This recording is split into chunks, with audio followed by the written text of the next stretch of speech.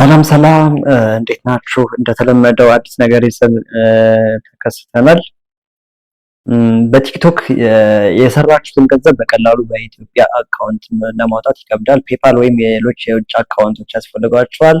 ሰሞኑን ክሬት የተደረገው አፕሊኬሽን ግን የሰራችሁትን ገንዘብ በኢትዮጵያ አካውንት በዶላርም ሆነ በብር ማውጣት እንድትችሉ የሚያስችል አፕሊኬሽን ክሬት ተደርጓል።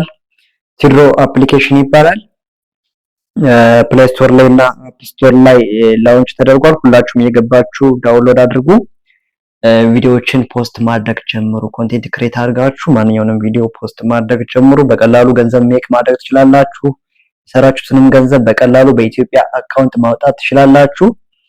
እስካሁን እንዳገኘነው መረጃ ከ100,000 በላይ ሰዎች ዳውንሎድ አድርገውታል። ስለዚህ እናንተም ዳውንሎድ አድርጋችሁ ተቀላቀሉ። ይመቻችሁ።